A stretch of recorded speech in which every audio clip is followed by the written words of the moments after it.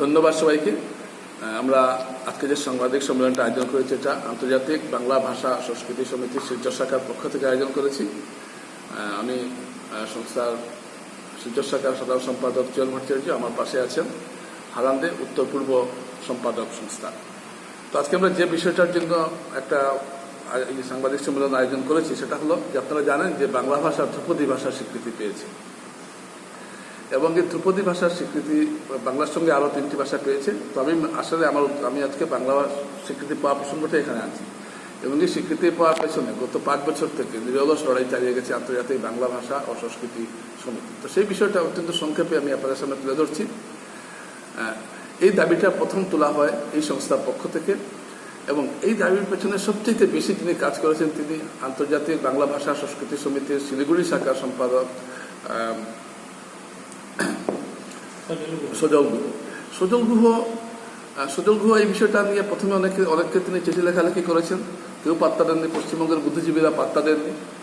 তারপর বঙ্গীয় পরিষদের বাণিজ্যবরণ ঘোষ আছেন, তিনি এই বিষয়টাতে একটা আগ্রহ দেখালেন এবং তার প্রচেষ্টায় পশ্চিমবঙ্গের শিক্ষামন্ত্রী ব্রাত্য বসুর সঙ্গে একটা বৈঠক হয় এবং ব্রাত্য বসু আপনারা জানেন একজন আন্তর্জাতিক খ্যাতিসম্পন্ন নাট্য ব্যক্তিত্ব, পশ্চিমবঙ্গ সরকারের শিক্ষা সংস্কৃতি মন্ত্রী। তিনি এই বিষয়টাকে গুরুত্ব দিলেন এবং তারপর থেকে আমরা দেখলাম তারপরে একটা আবেদনপত্র তৈরি করা হয় এবং কিন্তু এই ভাষার স্বীকৃতি পেতে হলে, ক্লাসিক্যাল স্বীকৃতি পেতে বা ধ্রুপদী স্বীকৃতি পেতে হলে যে দুটো বিষয় খুব জরুরি সেটা হলো ভাষাটা 1.5 থেকে 2 বছরের পুরনো ভাষা হতে হবে। একদম 1.5 থেকে 2 বছর, 1.5 থেকে 2000 বছর পুরনো ভাষা হতে হবে, 1 নম্বর। 2 নম্বর, ভাষাটার ধারাবাহিকতা থাকতে হবে, অর্থাৎ ভাষা অনেক ভাষা আছে পুরনো ভাষা কিন্তু লুপ্ত হয়ে গেছে, এরকম হলে হবে না, ভাষাটার ধারাবাহিকতা থাকতে হবে। তো সেই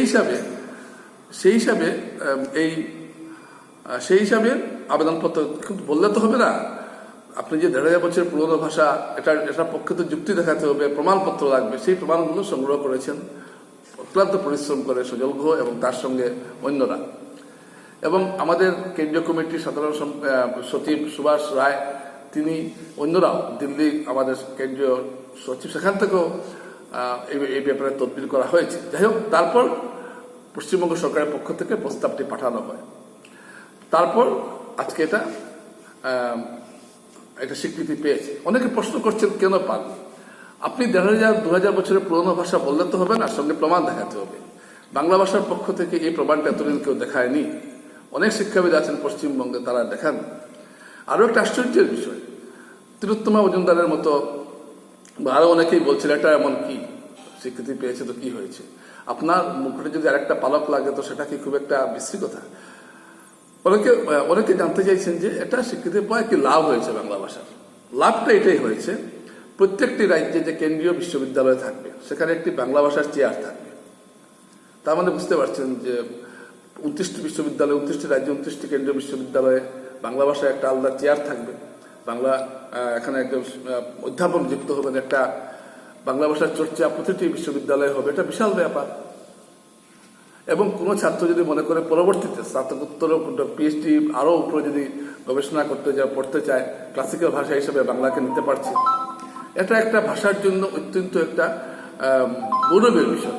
এই বিষয়টা আমি আপনাদের সামনে তুলে ধরতে চাইছি এবং আমরা কেন্দ্রীয় সরকার ও পশ্চিমবঙ্গ সরকারকে বিশেষভাবে ধন্যবাদ জানাচ্ছি যে তারা এই ব্যাপারে উদ্যোগ নিয়েছেন।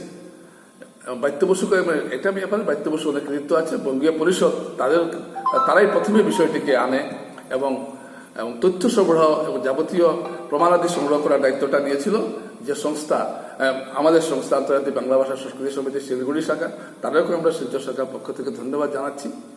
এবং একই সঙ্গে আমরা এই যে এত বড় একটা বাংলা ভাষার যে একটা গৌরবের দিন গতকাল যেটা ছিল, কেন্দ্রীয় ক্যাবিনেট এটা পাস করেছে, এটার জন্য কেন্দ্রীয় সরকারকে অভিনন্দন জানাচ্ছি আমরা।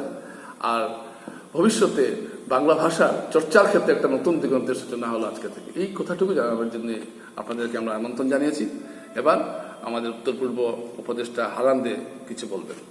বাংলা ভাষাকে ধ্রুপদী ভাষার মর্যাদা দেওয়ার জন্য কেন্দ্র সরকারকে ধন্যবাদ জানাই, কারণ এই দাবিটা অনেক দিন পূর্বের আমাদের আন্তর্জাতিক বাংলা ভাষা সংস্কৃতি সমিতির যিনি শিলিগুড়ি শাখার সাধারণ সম্পাদক সজল গুহ অনেক দিন থেকে এ ব্যাপারে চেষ্টা করে যাচ্ছিলেন এবং আমার জয়নবাবু বলেছেন যে বঙ্গীয় সাহিত্য পরিষদের সহায়তায় এটি শেষ পর্যন্ত পশ্চিমবঙ্গ সরকার এটিকে দিল্লিতে প্রস্তাব পাঠানোতে সেটা ফলপ্রসূ হয়েছে।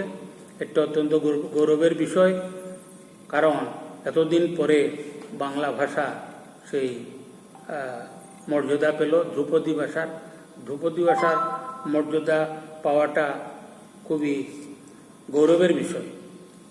যদিও এর আগে তামিল, তেলেগু, মালয়ালম, উড়িয়া ইত্যাদি ভাষা পেয়েছে এবং বাংলার সঙ্গে অসমীয়া ভাষাও পেয়েছে।